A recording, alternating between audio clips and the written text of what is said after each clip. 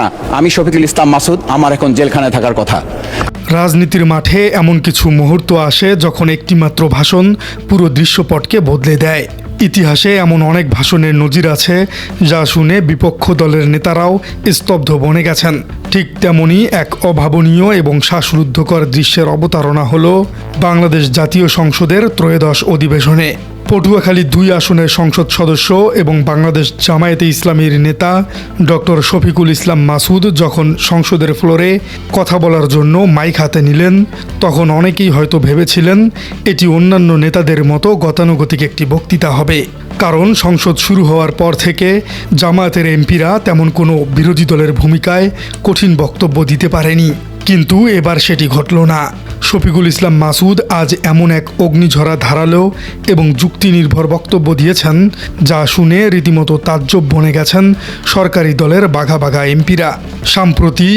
সাম্প্রতিক ইতিহাসে জামায়াতে ইসলামীর কোনো সংসদ সদস্যের কাছ থেকে সংসদে দাঁড়িয়ে এতটা শক্তিশালী, তীক্ষ্ণ এবং মেরুদণ্ড সোজা করা বক্তব্য আগে কখনো শোনা যায়নি। তিনি বর্তমান সময়ের সাংবিধানিক দোহাই, গণভোট বাতিলের চেষ্টা এবং আয়নাঘরের ভয়ঙ্কর অতীত নিয়ে এমন সব রূঢ় সত্যকে উন্মোচন করেছেন যা আক্ষরিক অর্থেই ক্ষমতার অলিন্দে এক বিষাণ কাঁপন ধরিয়ে দিয়েছে। বক্তব্যের শুরুতেই ডক্টর শফিকুল ইসলাম মাসুদ বর্তমান সরকারের সবচেয়ে বড় দুর্বল জায়গাটিতে সরাসরি আঘাত করেছেন। সরকার এখন কথায় কথায় 72-এর সংবিধানের দোহাই দিয়ে গণভোট এবং জুলাই সনদ বাতিল করতে চাইছে। এর জবাবে ডক্টর মাসুদ অত্যন্ত ঝাঁঝালো কণ্ঠে বলেছেন, যদি সংবিধানই আমাদের রক্ষা করতে পারত তাহলে 72-এর সংবিধানের আলোকে আজকে আমাদের এখানে থাকার কথা না, আমার এখন জেলখানায় থাকার কথা। এরপর তিনি যে কথাটি বলেছেন তা পুরো সংসদকে বাকরুদ্ধ করে দিয়েছে।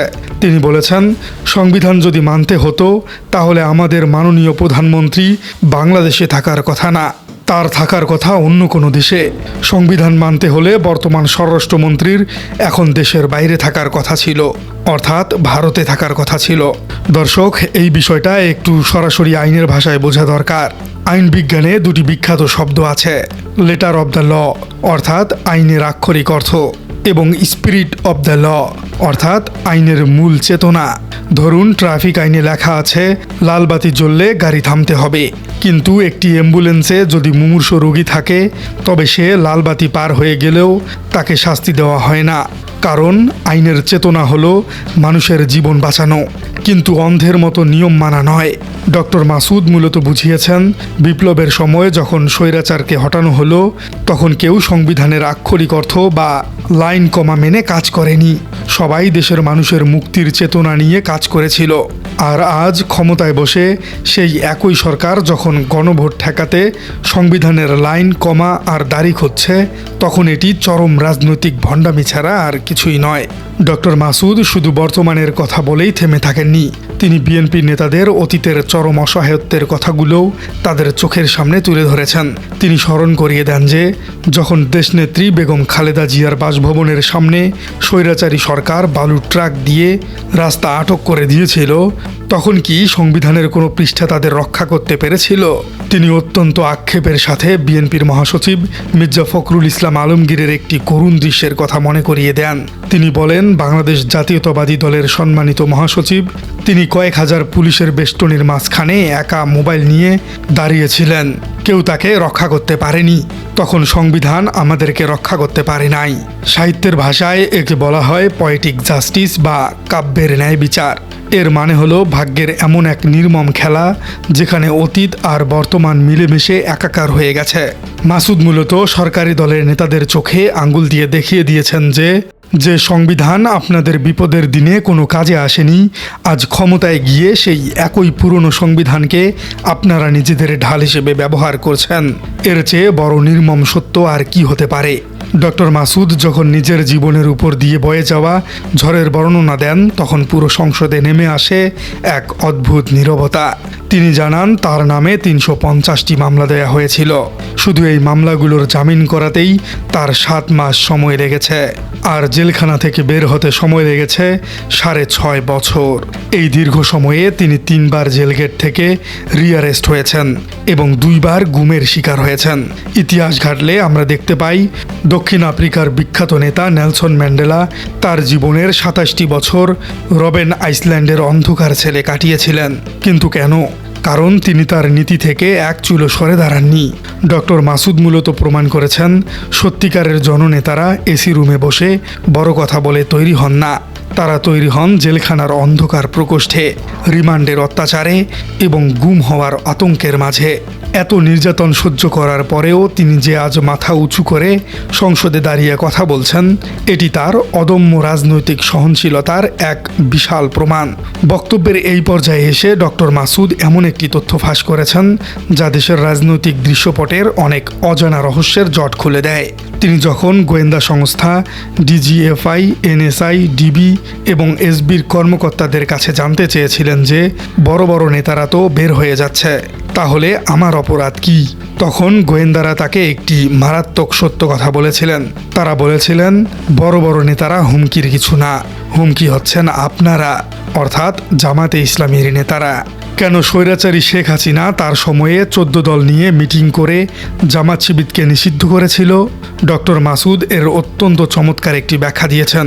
তিনি বলেন, আমাদেরকে বলা হয়েছিল একটা গুলি করলে একটা সরে, বাকিগুলো সরে না। এই সরে না লোকগুলোই ছিলাম আমরা। দর্শক, সামরিক ইতিহাসের একটি অত্যন্ত বিখ্যাত এবং দুর্ধর্ষ রণকৌশল আছে যাকে বলা হয় ফ্যালান্স্ক ফরমেশন।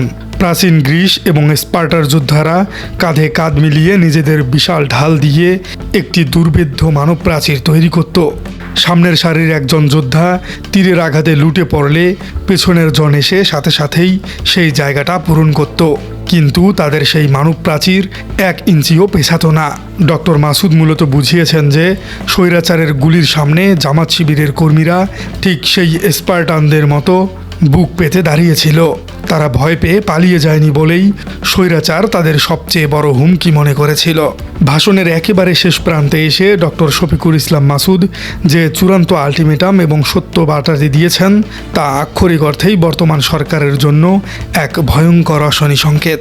তিনি অত্যন্ত বজ্রকণ্ঠে ঘোষণা করেছেন, যদি গণভোট ও জুলাই সনদ নিয়ে এই জাতির সাথে প্রতারণা করা হয় তবে তার চরম মূল্য দিতে হবে। তিনি অত্যন্ত লজিক্যাল বা যৌক্তিক একটি সমীকরণ টেনেছেন। তিনি বলেছেন, গণভোটের বিরোধিতা করার অর্থ হচ্ছে আমরা আয়নাঘরকে সমর্থন করতে চাই, অর্থাৎ যারা আজ 70% মানুষের হ্যাঁ ভোট পাওয়া জুলাই সনদকে বাতিল করতে চাইছে তারা মূলত সেই 17 বছরের স্বৈরাচারী সিস্টেম বা গুম খুনের রাজনৈতিক দিকেই দেশকে আবার ঠেলে দিচ্ছে। যুক্তিবিদ্যায় বা লজিকের ভাষায় একটি বিখ্যাত টার্ম আছে যার নাম হলো স্লিপারি স্লোপ ফ্যালাসি, অর্থাৎ পিচ্ছিল ঢাল। এর মানে হলো আপনি যদি একটি পিচ্ছিল ঢালের একেবারে উপরের দিকে দাঁড়িয়ে একটি ছোট ভুল কদম বা পা ফেলেন তবে আপনি আর নিজেকে আটকাতে পারবেন না, সোজা গড়িয়ে একেবারে নিচে চরম খাদের নিচে গভীরে গিয়ে পড়বেন। ডক্টর মাসুদ সরকারকে ঠিক এই পিচ্ছিল ঢালের কথাই স্মরণ করিয়ে দিয়েছেন। তিনি বুঝিয়েছেন জনগণের গণভোট বাতিল করার এই একটি ভুল সিদ্ধান্ত মূলত সেই পিচ্ছিল ঢালের প্রথম কদম। এরপর সরকার চাইলেও আর নিজের পতন ঠেকাতে পারবে না। দেশ আবার সেই স্বৈরাচারের আয়নাঘরে গিয়ে মুখ থুবড়ে পড়বে।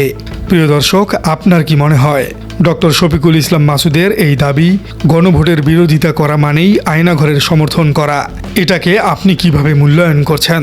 বিএনপি গণভোটকে বাতিল করে দেওয়ার পরেও আসলেই কি সরকারে টিকতে পারবে? কমেন্টে জানিয়ে দিন আপনার মূল্যবান মতামত। আর আপনার রাজনীতি চ্যানেলে নতুন হয়ে থাকলে চ্যানেলটি সাবস্ক্রাইব করার অনুরোধ থাকলো। দেখা হচ্ছে পরবর্তী কোনো ভিডিওতে। সেই সংবিধানের প্রতি আজকে বর্তমান সরকারি দলের কেন এত প্রেম জাগ্রত হয়েছে এটা বাংলাদেশের মানুষের জানার অধিকার আছে। আমি আমার প্রিয়